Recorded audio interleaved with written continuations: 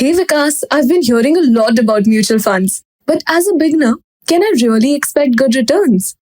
Mutual funds are great for beginners, Sapna, but the returns depend on factors like the type of fund, market conditions, and staying invested for the long term. So it's all about staying invested for a longer period. Exactly. Patience and consistency are key. Starting small with SIPs, which are systematic investment plans, is a smart way to begin. That makes sense. How do I choose the right fund?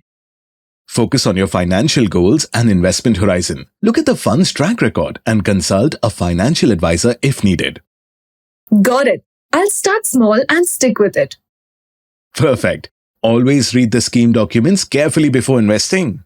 An investor education and awareness initiative of Nippon India Mutual Fund. Mutual fund investments are subject to market risks. Read all scheme-related documents carefully.